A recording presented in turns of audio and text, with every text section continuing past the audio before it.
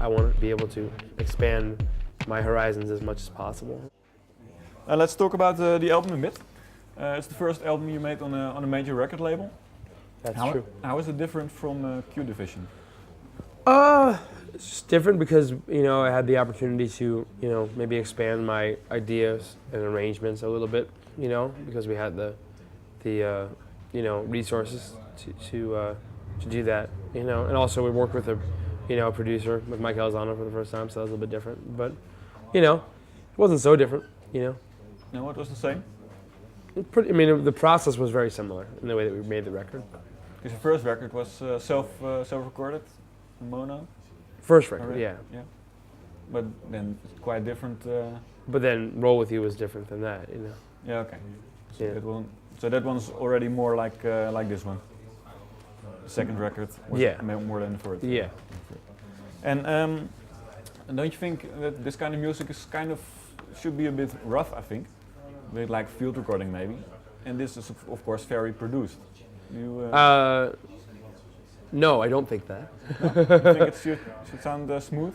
I think it should sound whatever the music warrants. I think that, you know, if you listen to like Tyrone Davis, it's very, you know, lavishly produced, huge arrangements, strings, horns, backing vocals, all that stuff.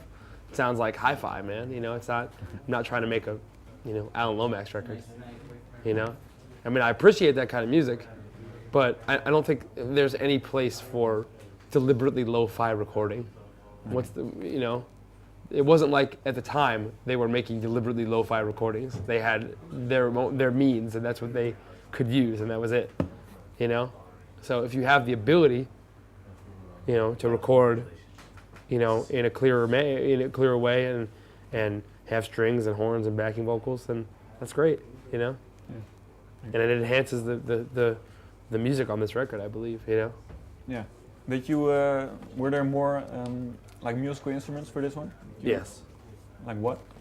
We had a string section, you know, 10 string players and 6 or 7 horn players, and you know. Does 10 really sound different than 5? What's that? Does 10 string? Yeah. Why? Because you have a room, you know, you have 10 string players in a room. It's twice as loud, and then you can record the room sounds. And a lot of people say you can just take one string player and then have them record 10 parts. It doesn't sound the same. Has to be at the same time. Yeah. Is there any song on the record that stands out for you? My favorite, I think, is probably "Time Will Tell." I mean, I like ballads. I'm a ballad, you know. But and I think that the title track is great. I'm really excited about that. And I like everything on this record, you know. "Help Me" is probably one of my favorites, you know. Why are those a little bit your favorites?